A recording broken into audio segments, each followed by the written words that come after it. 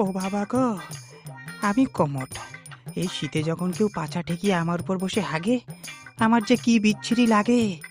এখন তো দেখছি ঠান্ডায় কেউ আমাকে ভালোভাবে পরিষ্কারও করে না, ফ্লাশ না দিয়েই চলে যায়। কুমুদ বাবু, একবার আমার অবস্থা ভাবো। আমার মধ্যে ঠান্ডা জল রেখে রেখে বরফ ঘর বানিয়ে ফেলেছে এরা। জানো বালতি, যুগ বদলাচ্ছে, সবার এখন কমফোর্ট চাই, তাই বসে বসে পেপারও পড়া হয় আর তার সাথে সাথে হাগাও হয়। ওই জন্যই মানুষ এত আমাকে পছন্দ করে। এই পছন্দ, আমি দেই প্রাকৃতিক ফিটনেস। স্কোয়াট করো আর শরীর ভালো রাখো। জানো, আমার উপর না বসলে কত লোকের এই বেরোয় না। আমি অনেক আগের মাল, তুমি তো এই এলে। আগের মাল বলেই শুধু গাইয়ারাই তোমার উপর বসে। আমি স্ট্যান্ডার্ড, তাই ভদ্রলোকেরা আমাকে খোঁজে, চাষারা না। কি বললি? আশা, আমি তোর পূর্বপুরুষ রে। আমাকে দিয়েই সবাই ঘরে বসে হাগা শিখেছে।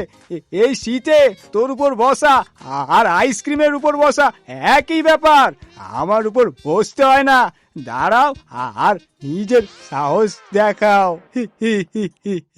সালা, তোর উপর হেগে হেগে তো লোকে তোকে তোতলা করে দিয়েছে। আমার কাছে মেরুদণ্ড ও হাঁটু দুটোই সোজা আর আরামে থাকে, জানিস? তুই বোধহয় জানিস না ডাক্তাররা কি বলে। ডাক্তাররা বলে আমার উপর বসে হাগলে নাকি তার হজম শক্তি ভালো থাকে। তোমরা দুজনে একটু শান্ত হও। জানো তো আমি চলে গেলে কি হবে? দুজনেই নিজের নিজের হলতে মুখ নিয়ে বসে থাকবে, কেউ আর ধুয়ে দেবে না। মনে হচ্ছে মালিক আসছে। চুপ করো সবাই। এই কনকনে শীতে কোমরে বসবো নাকি প্যানে, কিছুই বুঝতে পারছি না। একদিকে ঠান্ডা সিট আর অন্যদিকে এই ঠান্ডা টাইলস, কি যে করি। ও স্যার, আমি দেশি আর অনেক মজবুত। আসুন, এখানে আসুন। না স্যার, ওইদিকে যাবেন না, এদিকে আসুন, দেখুন আমি কত স্টাইলিশ। থামো দুজনে তোমরা। শীতের আসল রাজা হলো গরম জল, চপ্পল আর সাহস।